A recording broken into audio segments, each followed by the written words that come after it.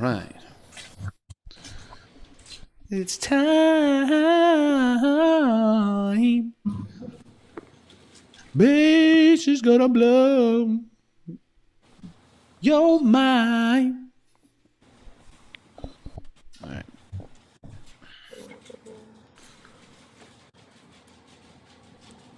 All right, let me go ahead and grab this link over here. Mm-hmm. What's going on, everybody? For those of you that are hopping on into our Le Pre-Show. There it is. There you go. The image is a little delayed, right? Because I see...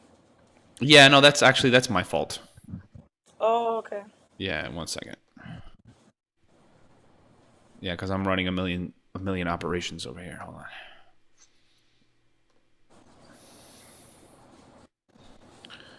Boom. Yes. 126. Save. Boom. Ready to go. And we're going to send. Bow. Send it.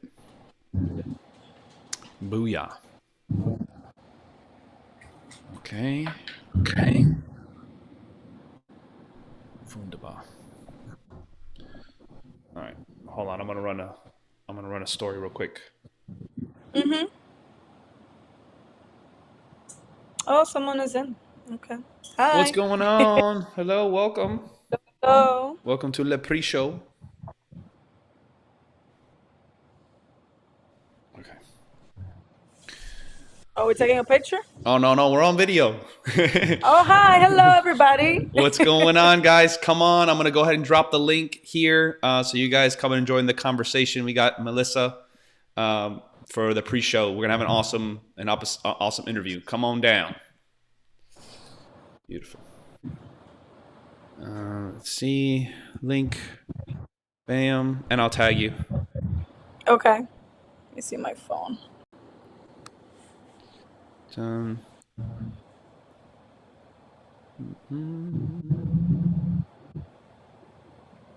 Perfect. Tag. Boop. Oh, there you are. You're the first one. Hey. Perfect. Boop. Boop. Boop. Boop. Boop. All right. Ready to rock and roll.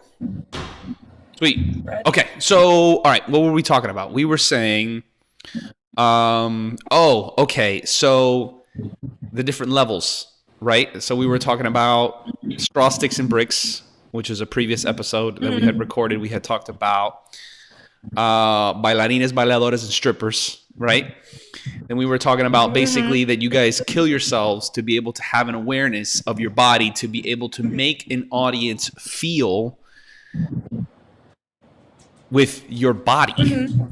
Like, yeah, that's absolutely wild, and wild in every sense of the word. So it's almost like a hats off. And we were saying that basically in English that there's a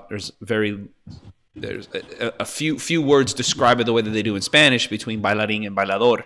And then you were saying that there's a dancer and then there's a mover, which there's definitely a lot of movers without necessarily the feeling being involved or the intention involved or the training, the technique, all of the next level type of stuff that requires a Monday through Monday type of 8 hours a day type of deal, which is pretty cool. Then I was saying, and then you were actually going to hop on, that it's really unfortunate though that at least I feel like in the United States is a little bit more complicated versus perhaps like in Europe or in other parts of the world, it's a little bit more appreciated. Kind of like I think in general that dance is more appreciated elsewhere because perhaps of a more what I like to call, well, not what I like to call, but what's known as EQ, a more EQ higher population that's a little bit more aware of their emotions versus kind of just looking at somebody's physical body, going up and down a stage without really paying attention to the music, without really understanding and allowing the feelings to flow, if you would. Basically, I think it's harder to get an American to be moved by a piece of art, whether it's, a canvas, or whether it's music, or whether it's dance. I think that just the arts here in general are not, we're not taught to appreciate them versus, the Latin countries versus in Europe and et cetera. And I think even Europe is possible that they're even trending along the same way. Right. I think just to like hop on that, the one of the things that we can consider is the lifestyle. We know that it differs from country to country. Here, both of us know that, especially, if you're a dancer, is a whole different story, but that's something that we're going to talk about. Right. But just in terms of like a general lifestyle, here people live, very busy lifestyles. You go to work, you do this. Some people have three jobs. You Yeah. go home, you keep working, you have something else to do at night, and so it's like a constant, doing, and so that doesn't really give a lot of free time unless you're really involved in the arts to actually maybe sit down and analyze and study and appreciate. I think other countries, which, even the culture, like when I first moved here, this is just an example. So you see, I moved from Cape Verde and I moved in 2011. And for me, it was just insane the fact that people here would like work and not, one, almost take vacation. And two, we actually, like back in where I came from, people would actually leave their works, go eat, lunch with their loved ones at home. You would have like a whole hour and a half, 2 hours to go eat lunch, and then you will go back to work. Here, sometimes you have 30 minutes to like barely eat your food. So just like comparing those lifestyles in other countries, people have a little bit more time. Not to say like everybody has different, occupations, but it's I feel like it's people have a little bit more time, let's say in Europe and in our countries as well, to actually get a little bit more inside of that. And even when we're talking about Latin American countries where art, a lot of the times it's not only a method of entertainment, but it's a method of survival for a lot of people. And so that's something that I think it is to be considered inside of what we're talking about, because it's Yeah. just Yeah. here people live like this, and so there's not really time to dig And deep into and what we want and to do. what I think is crazy is in our I feel like we're going slower. Mm, You know what I mean? Like it's because we're so I want to say behind. There's so mm, many things that we're lacking from an emotional standpoint about human interaction, human connection, respect.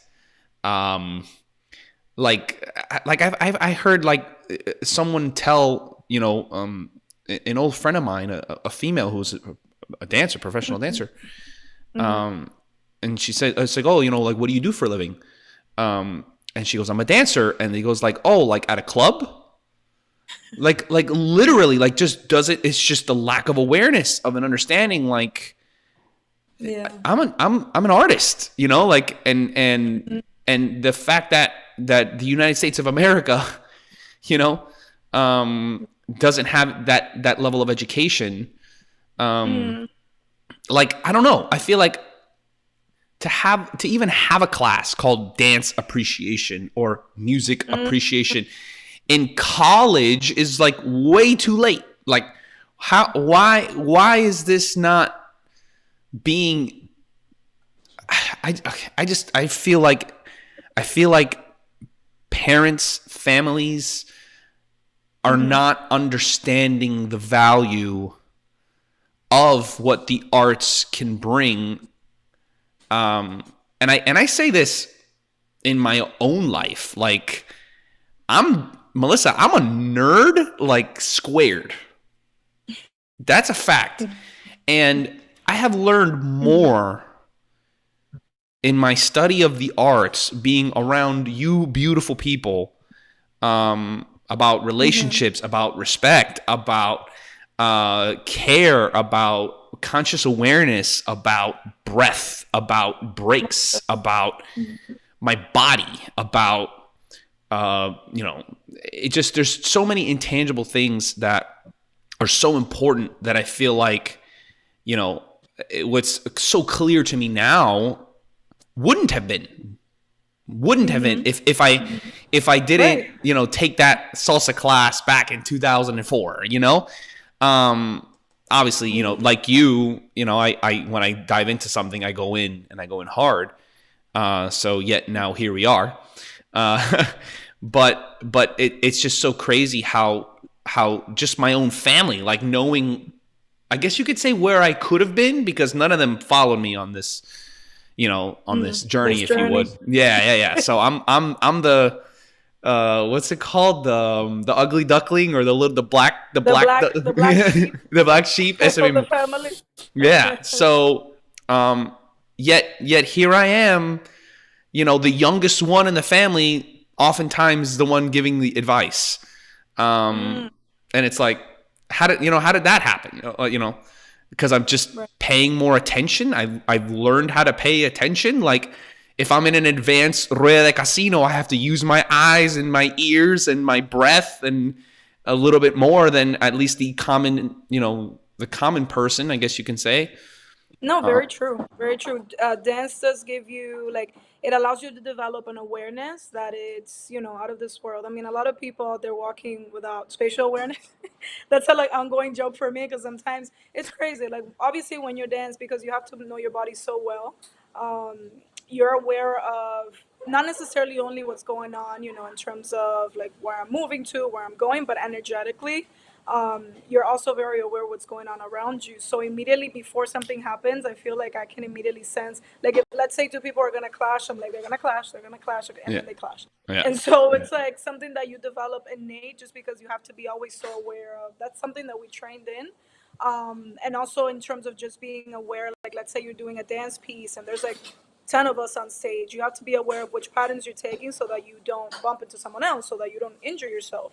And right, so those things are some of the things that you develop while in training. And I think it definitely gives you an awareness that it's out of this world. yeah, That I only see dancers that really have that awareness. right. No, and I couldn't agree more. It's like, when you're on a stage and you're performing, and first of all, the first experience of, you forget your name, right? Like, the first time that happens, I'm sure for you it was a long time. I mean, actually, it was quite a while ago for me too. But and then eventually it gets to a point where, even though you can't see anybody in the audience, you can feel how they're responding. You can tell if you had a good show, or if the crowd liked it, or it's just wild. It's absolutely wild, and you can't even hear them. Like, you can't even, like, but there's just a sense. And same thing, you can even apply that to social dancing, right? You could feel eyeballs, if it's in a good way, or it could also, as you could feel it if it's also in a bad way as well. It's just really interesting that, I guess, when you're in the moment, it's easier for you to be receptive, for all of that other stuff. So yeah, no, absolutely. And so that's where I guess I could say, wrapping it up, I feel like that's where I feel like we're a little bit behind in a lot of things. I think that if we're a little bit more aware of one another as people, that we could be further along, especially if we're going to be talking a little bit about business, or a lot about business. I think that has a lot to do with it. And then there's the other side, right? Like, sometimes I think dancers can be too sensitive, maybe, and that just came to my head right now. Like, being sensitive is good, I guess, like anything, up until a certain point. And obviously, if we're talking about business, it's rough, right? I mean, and there's a lot of realities that we need to face, deadlines that we need to face, Right. that are non-negotiable. And regardless of how we feel, it's kind of got to go down that way, or like, that's it. So, And I think also, I mean, that part, not necessarily, I wouldn't necessarily say, although I understand the meaning, but not necessarily say sensitive. I think it becomes very personal. And I'm thinking this, okay, especially, say if you're nice. a choreographer, um, obviously you're putting your out there. Like, let's say whatever choreography I create, whatever thing I make, and this is where art becomes subjective, is because, and also like the whole, we're going into the whole thing of competition, which is another subject as well. but more inside of like you're putting this that's coming out of your brain, that's coming out of your creative being into a stage. And so, for people to see what's kind of going on in your brain, and that's where it becomes a little bit more personal, because Right. depending on what the response is, depending on, like, we can tend to be in that case, like, one of the things, very judgmental of ourselves, and also overthink a lot. I think a lot of dancers are perfectionists just because we want to put out there the best work that we have. Absolutely. But it can definitely take a mental toll on a lot of people when it comes to, because we get really involved in all ways, like emotional, psychological, and so it's our whole world is this, and so it's Well, how do we. Well, it makes perfect sense. I mean, I think there's a lot. That's the thing. I just feel like people don't understand that there's a lot more happening than, you know what I'm saying? Like choreographing. Like, okay, like that's like right next to, like in the dictionary for me, magic. Like you're to choreograph energy, to move physical beings into specific areas to transmit a message without speaking. You're communicating. You're choreographing. You're like difference between, like, you're moving fire. You're moving water. Like that's what's happening through music. Essentially what I'm trying to say is that it's heavy. Right. So when you're creating this, like at the end of the night or whatever the case is, 1 o'clock in the morning, 2 o'clock in the morning, when you finally sit down and lay your head down, you're like, oh my God, you pass out, aside from perhaps that you're part of the dance yourself, and you're actually physically creating this as well.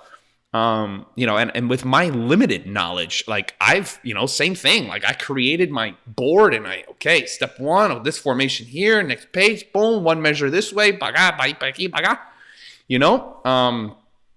and then of course being able to communicate that to the team when it's not coming out right or whatever.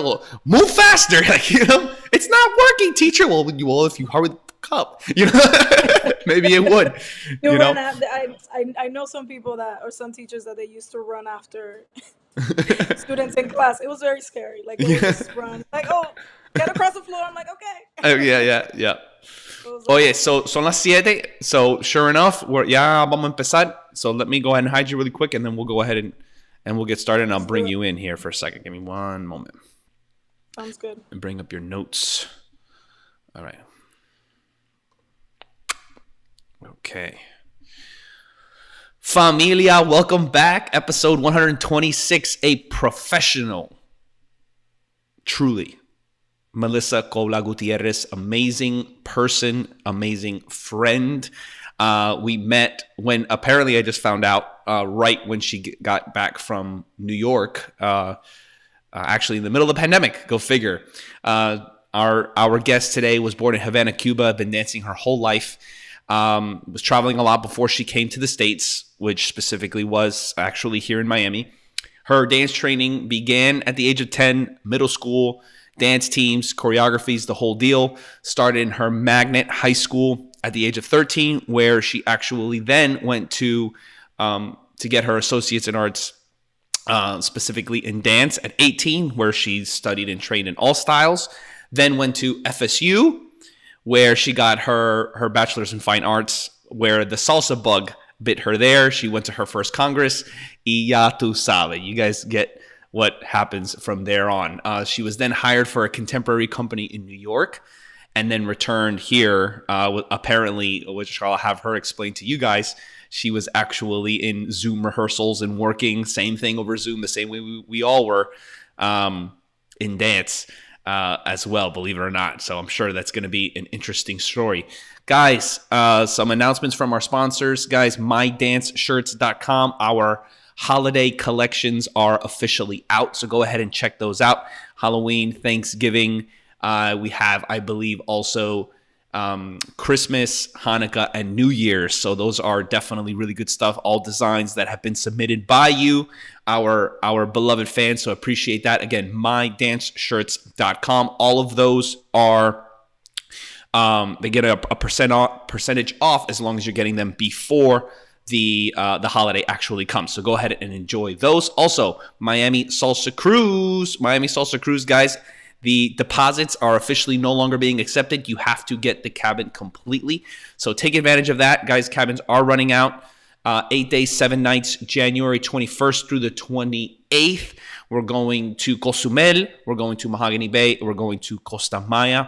Live salsa band every single night. Workshops with Miami talent. It's going to be an absolute blast. Go ahead and message us or visit MiamiSalsaCruise.com for details. We'll be more than happy to help you out with that. Without further ado, la señorita, la famosa Melissa. What's up, homegirl? How you doing? What's up? What's up? Hey familia, ¿cómo estamos? Yeah, no, we're good. We're happy. We had a pre-show that was so good that we needed to stop our pre-show to start recording the pre-show. It was awesome. Right. By default, we just start rolling in it, and it's a lot of fun. And Melissa, de verdad de corazón, I appreciate you as a person.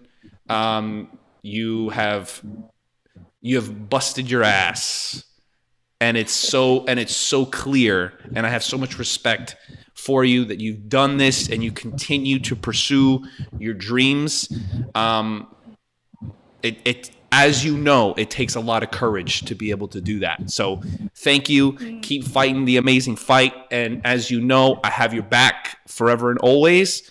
I know. And we got to stick together, girl, because as you know, this thing is rough, girl. It's rough. But it's worth it. They say it's worth it. And I have faith, and apparently so do you. So kudos to you, my friend. Thank you. For sure. So tell us, I'm going to give you the floor. Tell our beloved fan base who you are, other than those horrible bullet notes that I just gave. Tell the intangibles. Tell us a little bit about who you are and why everyone needs to know how you're so amazing in all ways. I'll give you the floor. Dale que tú puedes. You did great. You actually did pretty amazing. I was surprised. Thank you, Melissa. Thank you. You got it right on the dot. No, yeah, I think, for me, dance. Like for me, the question of when did you start dancing? It's always a very interesting question because I can only remember, like my memory only goes so far when I actually started moving and, dancing. For me, dance has always been a part of my life.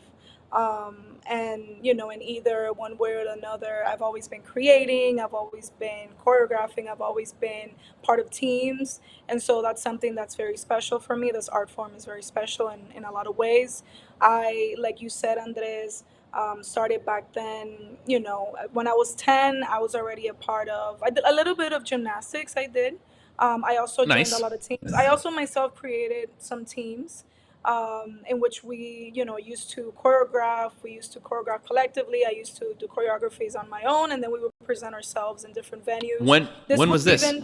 When was this? This was even before I came to the States. So this was most likely year 2005, 2006, when I was still in Cape Verde. So I was still, Forgive my ignorance, where is Cape Verde?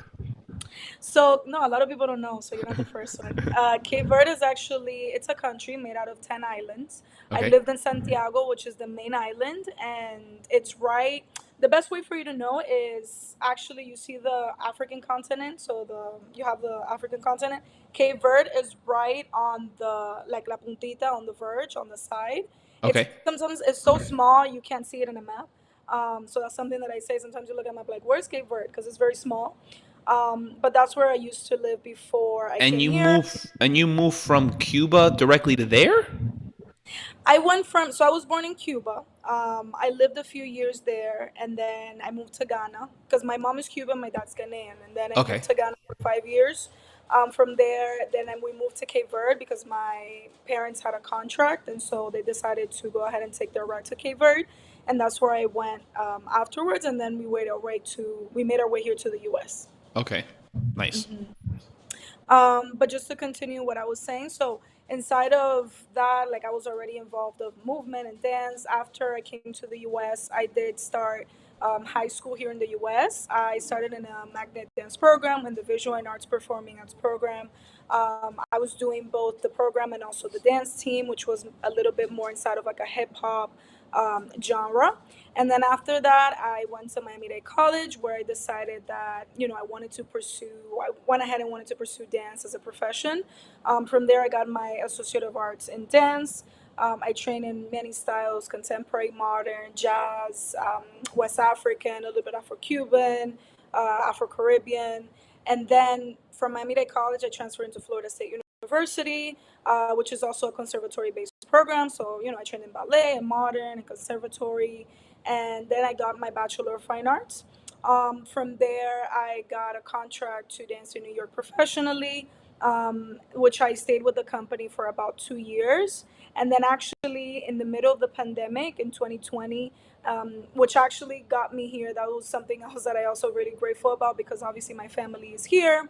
Mm. In New York, I was pretty much like on my own because I had just moved and I had just graduated. And so in the midst of the, like, when we had like the closure, like everybody had to stay home, I actually was in Miami because we had a little break. And from there on, I just started to receive a lot of opportunities. I was still working with them remotely, so I did work with them approximately, I would say, like a year remotely. Which is very interesting because we used to have Zoom rehearsals, the same things we did physical, we did them on Zoom, Right. which made me realize that there's a lot of things that you can actually do possible with dance, and that opened a whole nother spectrum of what dance could actually be in the future, in a virtual medium. But yeah, after that, I had a lot of opportunities coming up here in Miami. I also received a grant from the Knight Foundation to create my own production, my own show, which I did, and I premiered it in 2020, 2021. Um, Nice. Nice. yeah, Tell, and tell, so tell, tell us a little bit about that. That sounds awesome. so that was a whole year process. I That was a grant that they were actually giving artists back then. It was a $10,000 grant to pretty much be inside of like a process. And so we had to, write a proposal and send it into the foundation. And I was one of the few artists selected to be inside of that process. So, with the money that I was given, I rented rehearsal space, I hired dancers, everything that has to do inside of pretty much creating your own production. I developed the costumes. I edited the music. I did everything inside of the production. Wow. And obviously, I had some help. I had like assistants. I had a lighting designer. But it was pretty much like the first time that I was able to actually have that funding to be able to put something of my own and my own creative brain. And then I Right. decided, I actually premiered it in a theater in Sandro Rivers Theater in 2021. And it's been a project, ever since that I've kind of still continuing to investigate in my own way, but I've stepped into other things now. But yeah, so just to say, that was some of the opportunities that I got here in Miami, and that's one of the reasons why I decided to stay. Apart from the salsa world that we had spoken about, that it was already making its way. And I guess what I want to add inside of this whole my whole history when it comes to dance, obviously right now I'm more inside of like the salsa world, because this is something that I'm really passionate about. I actually started salsa back when I was at Florida State University. When I was getting my degree, my Bachelor of Fine Arts degree in dance, and my first introduction to salsa was with the Florida State University team, salsa team, Corazon Dancers, which they are still there, so shout out to them. Yeah, yeah, yeah. And I know. And then I actually, my first foundation was LA style, because they're based in LA style. And then from there on, I went on two, I went to casino, which now I'm more inside of like a casino realm. I love it all. I love all of the styles. I love to dance them all. But that was kind of like my introduction into the salsa world. I wasn't necessarily, like we had spoken, looking to be a performer, just because I was already performing. Like I was already performing inside of the concert world. I was Right. doing contemporary. I was doing modern. I was doing my own choreo. So for me, salsa was really like a liberating art form, a way of connecting with people that I hadn't experienced before, and obviously is inside of my culture as well. So I was really attracted. I've always been attracted to salsa music, and all of those things, but I had just never done it in a studio, setting to actually train in it. And so, after that, I fell in love with it. I continued my journey. I wanted to be a good social dancer. I didn't want to be, like I said, a performer. But then, like you said at the beginning, everything that I do, I always commit 100% to do. And Facts. so that's when I decided, everything started flowing. I started to get performance opportunities. I started to get teaching opportunities. And so I embraced the form, which, like I said, I completely fell in love with salsa. I still love contemporary, modern, and jazz, but just because of the journey that I am in life now, I'm just really grateful of the opportunities that I'm getting inside of this entertainment or this more salsa journey that I'm in.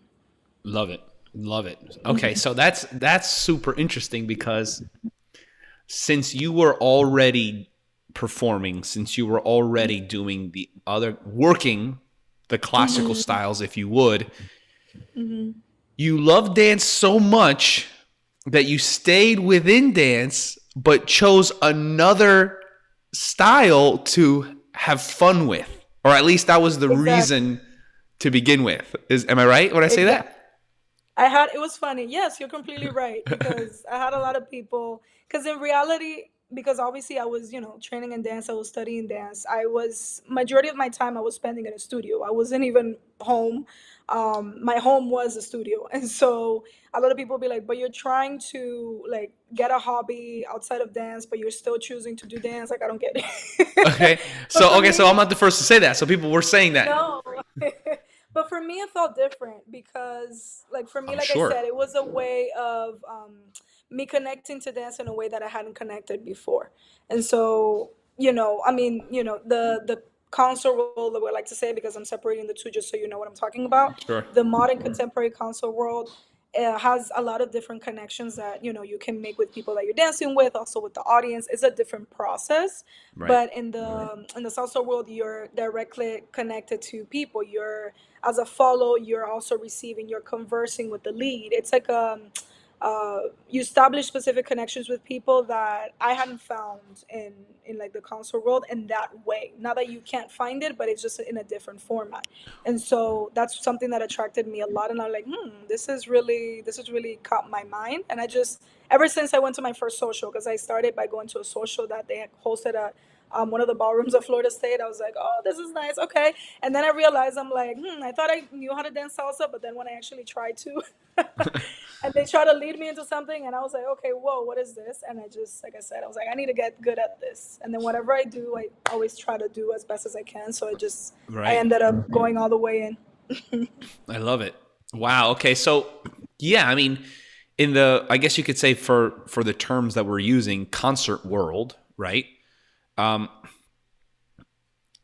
you're dancing by yourself. I'm assuming 95% of the time. Am I Yeah. right when I So say that? yeah, no, yeah, yeah. I would say maybe. So the term dancing by yourself, yes, when we're talking about like let's say partner work and solo work or shines, what we call in salsa, Right. you are doing shines majority of the time. Right. You do like there's something that we call like contact improv, stuff like that. You do get to like touch people, interact with people, and also obviously even though you're dancing, like your own body is moving, so you have control of what it's doing. You are still, if you're dancing with an ensemble, you are still relating to the people in that ensemble. So you're Right. still dancing with them, you're giving them energy. But when we're talking about the contrast of actually doing partner work and depending on someone to lead you into something, majority of the times, yeah, you are, depending on your own body to do it, not necessarily depending on someone else to lead you into Right. something. Right. And that's kind of like what I see. I guess you could say with a lot of these I guess you could say the salseros that are in the like the music video industry and all that type of deal. It's kind of like since they're coming from that world, you could tell it's not from that place of lead follow versus okay, this is a set piece or whatever. At least I'm able to see that. So that makes perfect sense. Um, Yeah. you know, And even so, I would add, like, that's one of the reasons. Maybe, well, this is a personal experience. I'm not sure if a lot of dancers do experience this, although I've heard some of my friends say the same thing, is because we're so used to, having control of our own bodies, and we're so used to, I can do that on my own, or I can, right. the transition for me like into being a follow was a little interesting just because like let's say you are going to turn me, I'm like, oh, I can do that, I can turn Right. instead of waiting for you to actually do the turn. Right. Which obviously, we know as teachers and instructors that it's like something that happens between the both of us. Like you give me, it's not like you're forcing me into the turn, but you're actually suggesting, and I'm accepting to do the turn. Right. But for me back then, it was just like a lot of, I would assume a lot, and it was just like because I was so used to doing everything on my own, like, oh, I Of can do course. this, I can do this, I can do it. Right. I needed to kind of let go and kind of like release that so that I could depend on someone else to actually lead me into something. So that goes into the whole conversation of relationships, which it's a whole nother dynamic too. Maybe we'll have that. Maybe we'll have that. We'll reserve you for that one, for the relationship one, for sure. No, there's I released another episode called Powerful Parallels. Before I forget what number it is, but essentially it's just there's so much, because essentially it is what you are in a you're in a relationship for those 3 to 5 minutes. I mean, that is, and how successful can you be in communicating with one another while representing how you feel, while sharing a mutual inspiration, in this case being the music. Right. So definitely it's extremely interesting, to say the least. But let's go ahead and roll into to today's topic. So thank you, Melissa, for sharing that backstory. So as you could see, regardless of background, there is definitely an element to social dance that we all need to kind of experience, if you would. That's what makes it unique. There is no well, I guess you could say, other than relationships, right? There's no other, I guess, similarity, but there's just so much to be gained. There's so much to be learned. It's unbelievable. So for those of you that don't know, all of our podcast guests choose their own topic in which they are particularly passionate about, and Melissa chose the idea of, like, the definition, if you would, of a professional and what that means. And I think that's really important to be able to define, more so than anything, for not only, I guess mainly for the student, to be able to really understand, when they're looking at leadership, whether it's their own, whether it's others, to be able to truly be able to respect, and correct me if I'm wrong, Melissa, to truly be able to respect, what I guess some people can say versus what others are doing. And let's say, if we're even comparing those that are doing what are they doing, and why are they doing it? And as you guys know, professional comes from the root word profession, meaning job, meaning income, meaning I eat from this, meaning that you provide a certain value to the marketplace, in which the marketplace values you enough to be able to pay you their hard-earned dollars from their professions in exchange for that professional's expertise. That there is something that is worth their hard-earned money, right? So that being the base, if you would, what do you have to add on to that, Melissa? What would you say? You obviously, you and I knowing each other, I know you. You are a true professional. Again, thank you. That heartwarming thank you from the beginning goes to that. Is thank you for continuing to be a professional, even though it's very easy to not. There's a lot of temptation to stop or choose something else, or because sometimes it can seem like the tangible fruits are elsewhere sometimes, or at least it can seem that way. So what would you say? What messages would you have to share about this particular topic, if you would? Right, absolutely. Yeah, I remember when we first spoke about, what are some of the things that I would be interested in sharing into the community. I think, and this is something that I'm very passionate about, is for them to know a little bit about what we do. They do see us teaching, they see us performing, But just in regards to what we actually do behind the scenes, it's a whole different spectrum. Oh, And yes. so I think it's important for them to know, just so that I think that same thing that we were talking in the pre-show about appreciation, of them be able to appreciate a little bit more what they're actually visually seeing. Yes. And so for sure, inside of being a professional, what is a professional? So a lot of the times, people think a professional dancer is someone that can dance well. Yes, but not necessarily. Being a professional goes beyond knowing how to dance well. Being a professional falls actually for me mainly inside of your work ethic. How disciplined you are. How can you work with people? Can you be on time? Can you be prepared and ready to go? So can you be I would say discipline. I think that's a word that I really love just because it helps so much inside of this profession. I mean, if you're not disciplined, there's just so many things that are not gonna happen because it's a hard profession. I'm not gonna lie about that. And so inside of being a professional, you also need another set of skills. So it's not necessarily only movement. A lot of the times, people say, "Oh, you're a dancer. Okay, the only thing you do is move all day." Which is not true. Like as dancers, Hmm. especially in the world that we live on today, we have to be so versatile. Oh, yes. And dancers we have to wear many hats. So we're music editors. We have to edit our own music. We're video editors. See you yourself. You're doing a podcast. You have to be a costume designer. You have to even think sometimes about your own lighting. Be a line designer. Be a stage manager. Be a director. Be a teacher. Be a choreographer. Be a performer. So it's a lot of things that go inside of actually being an artist.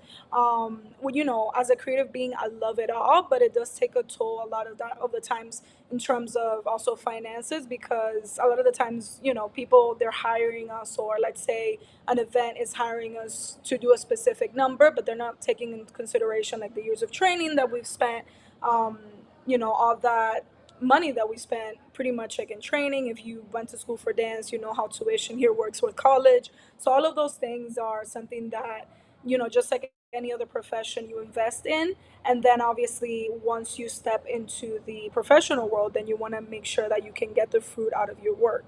And so those are some of the things that I wanted to highlight inside of this conversation, is just so that people know a little bit more. Oh, also like being your own promoter. Obviously now with social media, a lot of artists were putting our work out there, were being like self-marketing pretty much. And so that's something that for me is just very important to create more awareness about, just so that we can, be on the same page in regards to what we're actually offering, and not just what you see on a stage. Absolutely. And I think you hit it on the head with the idea of people being able to appreciate what they see, because there's so much more happening behind the scenes. If behind the scenes, like literally, um, there's so much that's involved. Like you were saying, okay, so you know, a doctor, right, invests in their education to become a doctor, right, and with the hopes or the idea that a doctor makes enough money to not only pay for the present, but also pay for the debts incurred to be able to become or earn that profession. So the same thing goes in this same field as well. Like there's so much training that needs to take place in order to be able to. And in my case, like me, I'll be the first one to tell you that I'm not a bailarín. I'm lucky if I'm a bailador, right? But the years of teaching, the years that have been put into the development of the business, of the structure, of all of those things, the things that I particularly offer is that I need to be able to now offer such a value that I can charge not only just for the present, but for the past as well. That would only make sense if I'm continuing to get better. And with that being said, for both parties is one, for the professional, that we're continuing to grow, right? That's huge. That I think the mark of a true professional is one that is continuing to grow because they understand the level of effort that is required to be able to continue offering value to the marketplace, Two, for the consumer, understanding that if they're hiring a professional, not someone who does this as a side job, right? That's a big difference. And for those of you that are consumers of absolutely anything as well, if there's one that's super cheap, they're obviously not doing it full time. Let me say it again. If they're super cheap, it's clear that they're obviously not doing it full time. Now, if that's okay with you, then that's perfectly fine. Expect them to show up late. Expect them to not match. Expect them to not be professional, right? Essentially, that's where the whole idea of you get what you pay for, right? But on the flip side, if there's someone who's charging an arm and a leg, now, obviously, not ridiculous, not vocal, right? But something that's okay. This is something like, all right, this is like if someone were to work their night, right? Their night, which is normally when everyone else has off with their family, Right. right? So if we're going to sacrifice our night, what would that charge? What would that cost me? Right. No, yeah. A lot of the times, just a segue, like the same thing. Like and dancers really we're working 24/7. That's something else that we do as well, just because it's our passion. We're working weekends majority of the times. We're working nights. We don't really. I mean, I guess yes, you can take a vacation, but this is not something that I necessarily like take a vacation. For me, dance is a lifestyle. Like even inside of that, that's something that we can talk about of just what does it mean when they tell you this is for exposure.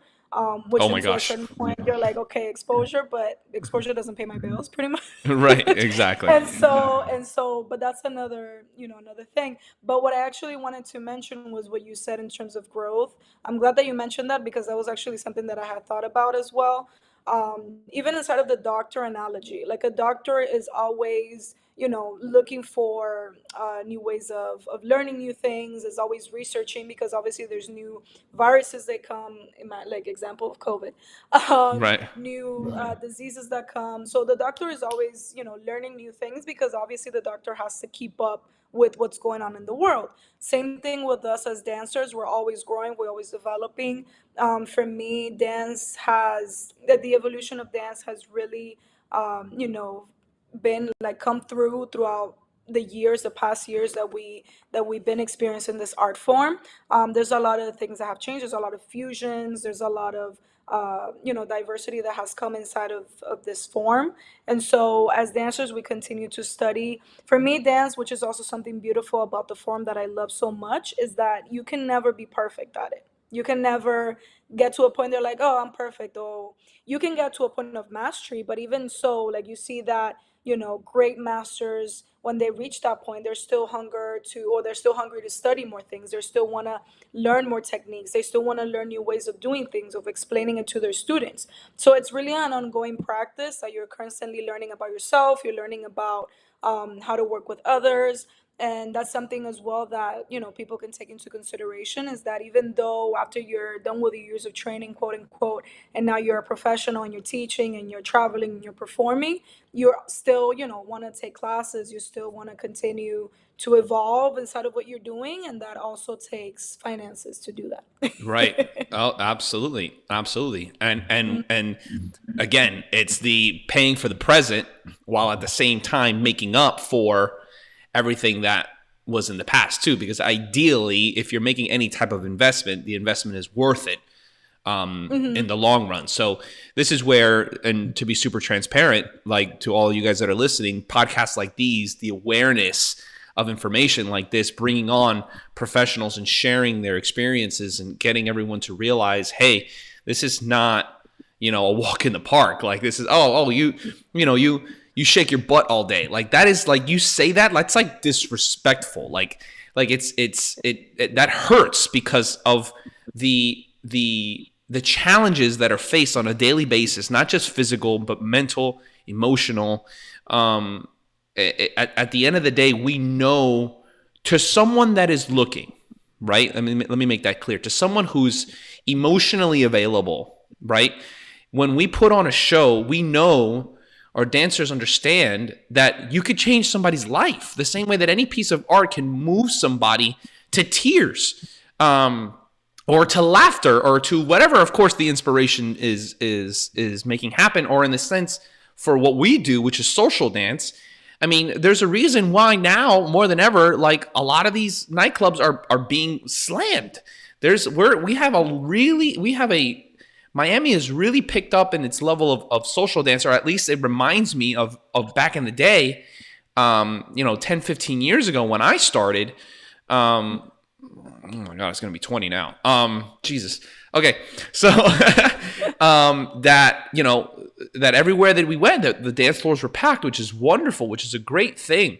But essentially, the therapy essentially that takes place on a dance floor, the having the outlet, the ability to be able to express yourself, the same way that, I don't know, for those of you that are into karaoke, like you can really put your heart out there.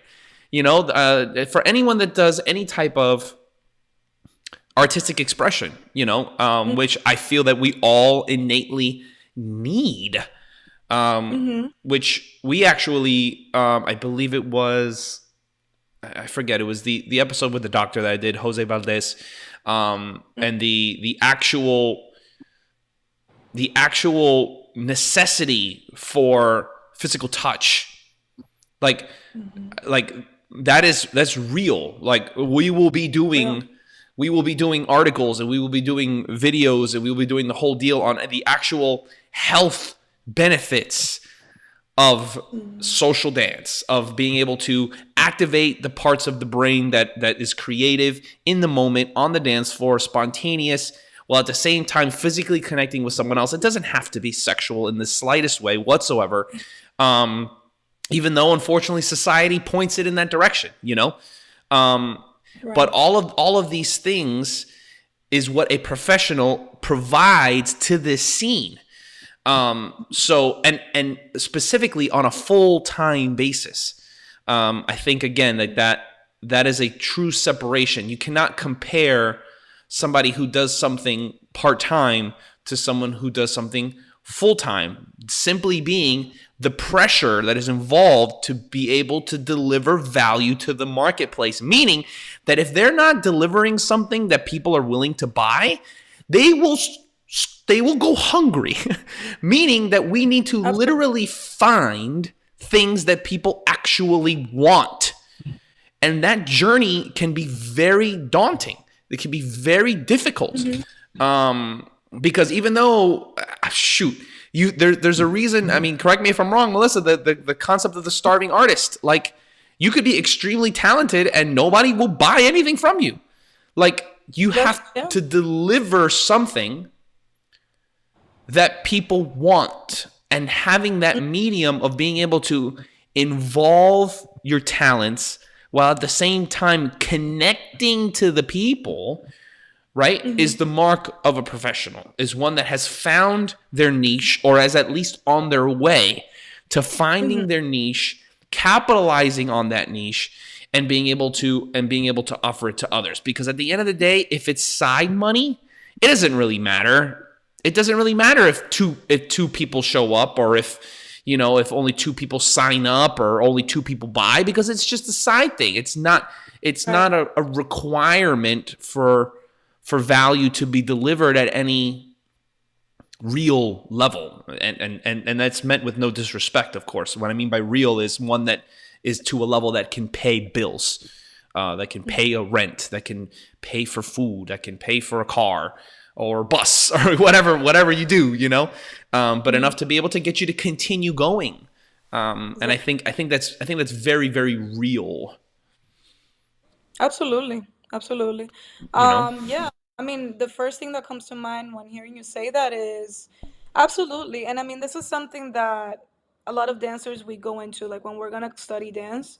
That's something that they tell us from the beginning. Like, if this is a profession, if you're trying to go into a profession to make money, then don't study dance. Right. Yeah. They tell you that from a bat because, I mean, one, obviously, dance is something that it has to come from the heart, and it has to be something that you really, really desire to pursue.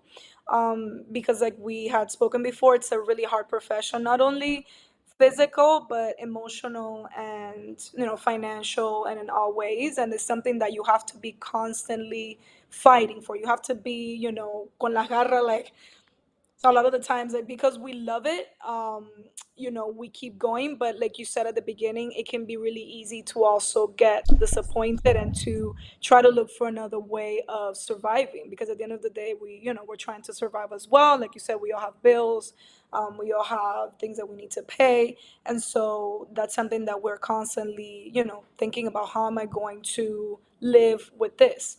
I mean, I have a lot of professional dancers. That studied with me, and they also, like you said, they do dance, like say on the weekends. They do other jobs during the week, which is also to be respected. I think that concert, or the concept of starving artists, that's something that we need to, go back and see. Because a lot of the times, and this is a conversation that I have a lot with my peers inside of this subject, is until what point are we going to continue being, starving artists? Like, because yes, we are artists, but there's also so many other things that we can do. Like I had explained at the beginning, artists are not necessarily only people that you see dancing on stage, but we have so many other things we do. Like even just the building of websites, the running of our own business. I mean, Andres, you know what Right. that means.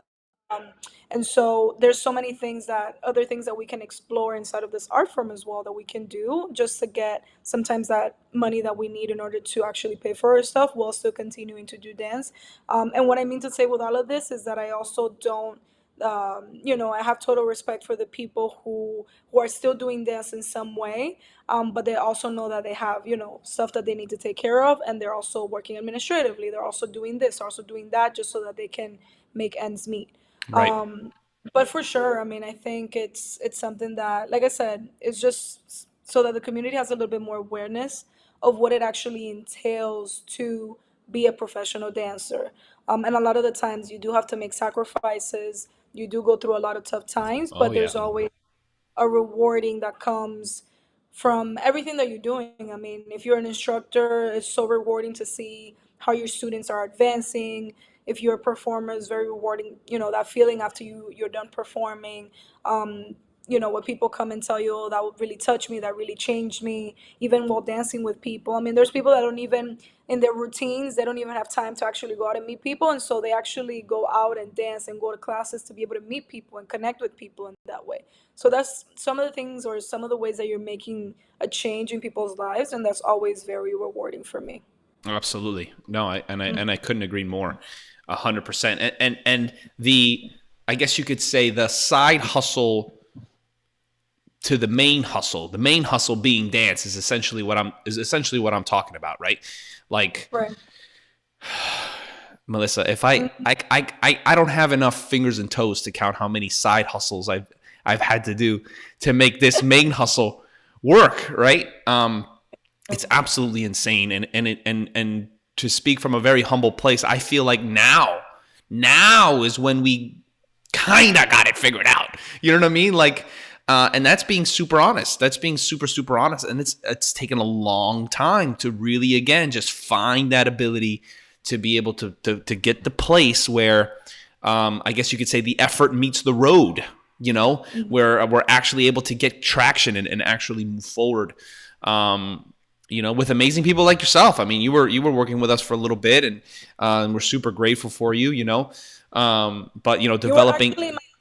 You were actually my first, because I didn't necessarily like the Miami salsa scene is also something that I, wasn't really inside of for a very long time. Like when I moved to Miami, that's when I started to really insert myself into what the Miami salsa scene was.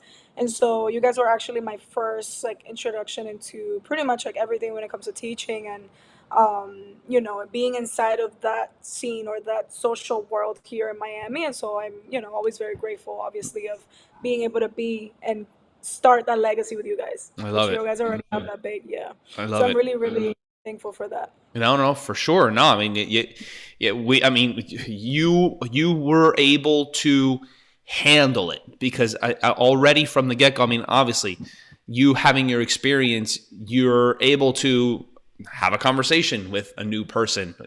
You're able to lead a class. You're able to demand respect. You're able to, kind of do the whole deal as far as for the sense of a leadership standpoint, right? Because there's a lot of different variables that comes from that. But that's what a professional is, and you represented that from the get-go. And again, we appreciate that, and the fact that you're continuing to do that, is makes us super happy. So that's totally awesome.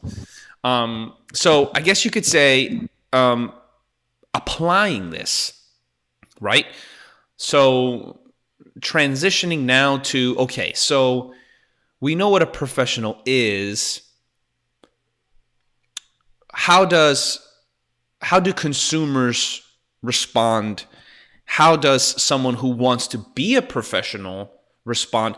What questions should maybe one ask themselves if they even want to be a professional? The concept of, you were saying, like, should I be a professional in dance? Like, if you're going to do it for money, that's not really a good idea. I think that's the case with all artists in general. Same thing, musician, painter, sculptor.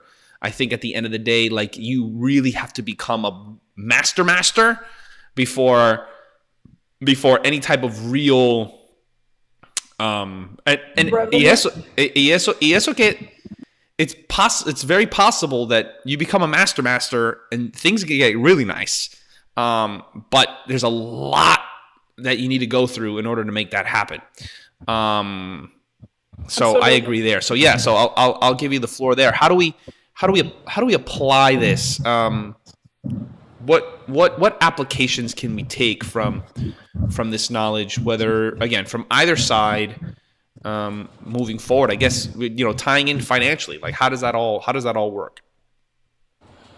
Yeah, I think in terms of application, I mean, if we're talking about, like, let's say the hiring of dancers, which we mentioned at the beginning a little bit, is just really taking into consideration, all the things that we do inside of that process, and also the training that we did pursue from the beginning, and that we're still continuing to pursue to continue developing ourselves. So really thinking about, I mean, it could be something simple as, a lot of the times I do get approached with, like, specific, like, what's your rate?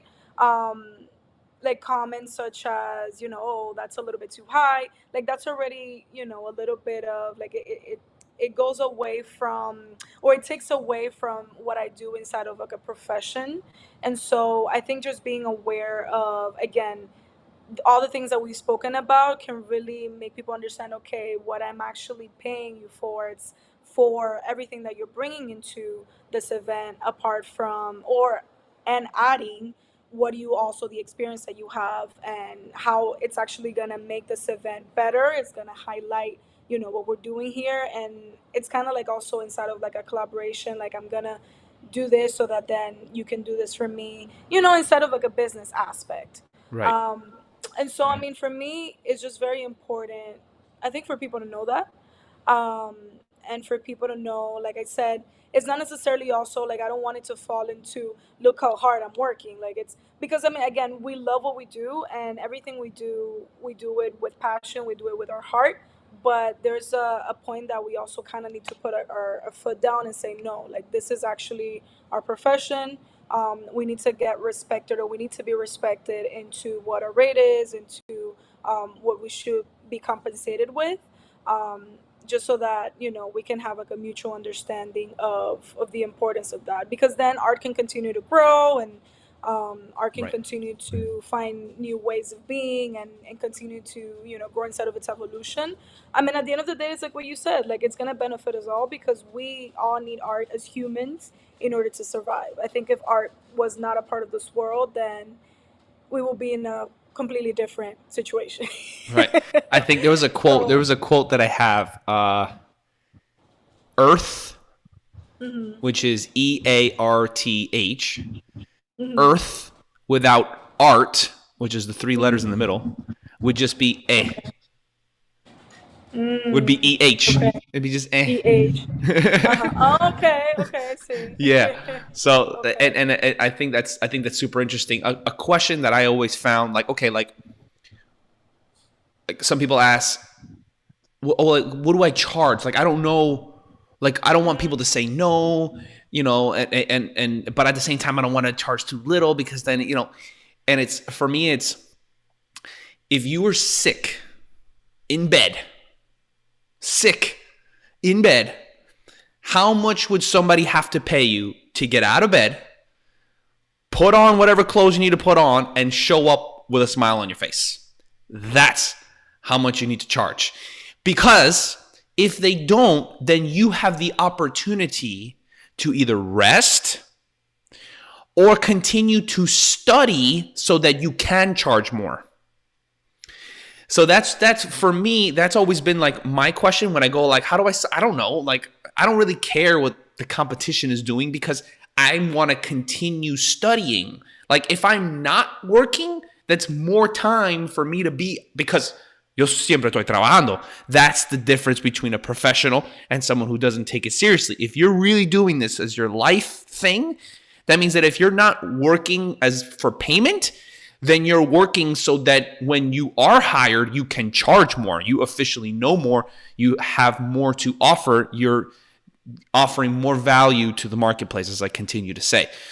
So that kind of little, I guess that's something that helped me big time, has basically allowed me to be able to know that when I speak to a client and I say, okay, this is the rate, and I can speak confidently, it's okay, that's not a problem because yo puedo quedar en casa y seguir estudiando. And that's okay because I know with a clear conscience that you're allowing me to continue to grow. Because if I'm going to sell myself, tú me vas a parar de yo continuar a estudiar y crecer. Entonces, this is what it's going to cost you. This is the time. This is how much money I would have grown, if that makes sense. ¿Verdad? So that's what's helped me. So whatever those 2 hours, those 3 hours, that week, you know, if I would have not had the job, how much better would I have gotten? You know, right. So that for me has been huge. So that when when a client's asking me, oh, well, that seems a little bit too much. Hey, no problem. Don't worry about it. You know, if anything changes, you let me know. You call me. We're here to help you out because también, as a professional, you're available al instante, granted that you're not booked, right? You'll show up on time. You're going to do everything exactly how they want it and better because you're the professional. You're the best. You spend the most time studying. Exactly. So by default, that, at least for me, has allowed me to be able to speak with a level of peace when, I guess you could say, confronting clients or leads is probably better to say, oh, I heard. Well, first of all, the reason why you heard about us is because, you know, that's one. Two, you know, that we'll take care of you. You know, that we'll take care of you at the end of the day, and you'll be happy with the service. And if it's too much, no hard feelings. That's not a problem. We're just not your target market. And then, as a professional, you also know who your target market is. Who are you catering to, right? Salsa Kings likes to particularly offer higher prices with higher values, right? We don't want to charge less to give less. We want to charge more for those, you know, granted, if we're simply out of your price range, then there's nothing that we could do, but you're not our target market. We want to be dealing with more affluent communities, period. That's just who we're choosing to be with. But if you want to be that person, you want to be able to get a lot of business and you can crank out jobs really, really fast. Dale que tu puede. Like, that's perfect. And that's also being a professional in knowing who you're catering to, who you want to cater to, who makes most financial sense for you to cater to, etc., so on and so forth. So we're talking about strategies and all that types of stuff. But that's something else that we got to add into the mix of what a professional, you know, does, right or right. So you'll see, como digo. No, right. No, that's right. That's very right. That's true. And I think just in reference to what you said when it comes to, because it's true, especially at the beginning, let's say when you're younger and you're stepping into this world, inside of this professional dance world, you know, that we keep talking about, it's hard to say no. And that's something else that also could become like a thing for us, is that we like to always, yes, like everything they give us, yes, Yep. but you have to really consider what is it, like what you were saying, your targeted audience, and what is it really that you're trying to do with your services that you're offering. Um, and I think just something that, a teacher always told me and that remained with me is, what you give them, like, and this is something that a lot of us know, is like that first impression that you give someone.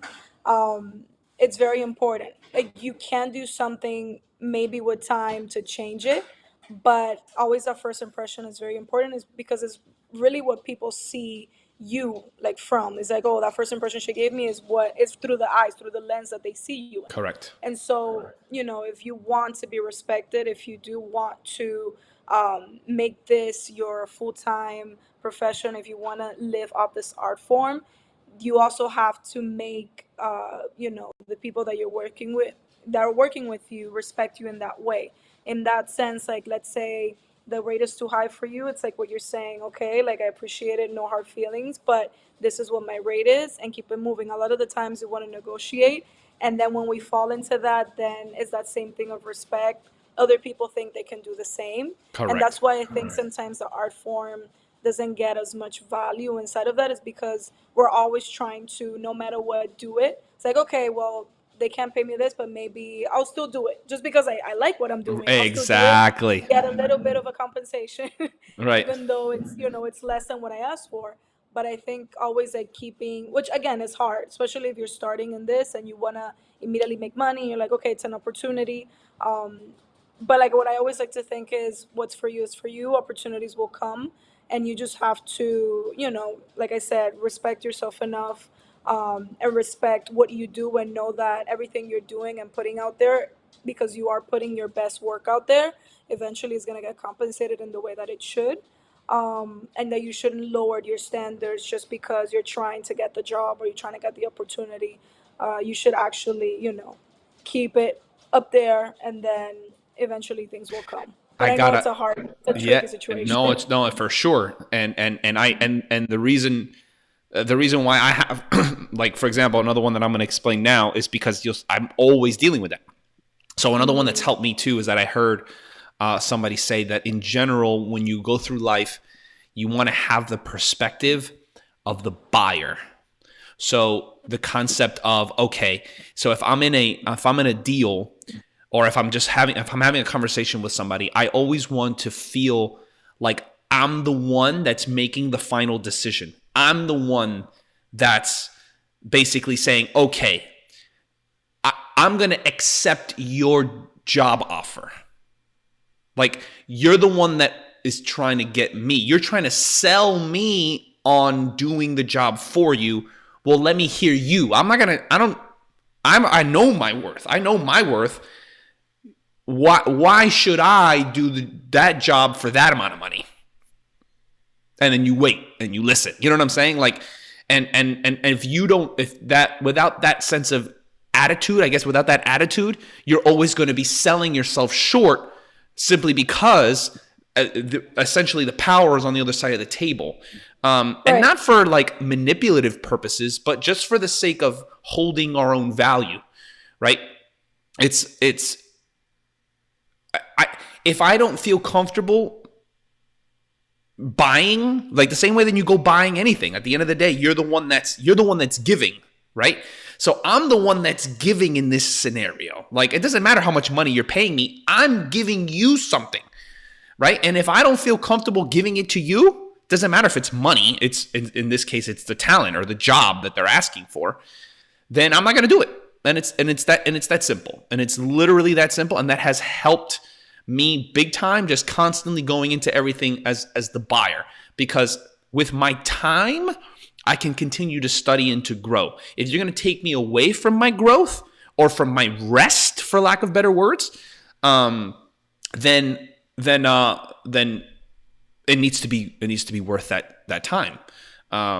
Otherwise, no hard feelings, and Exactly. you give a cute little smile, and that's it.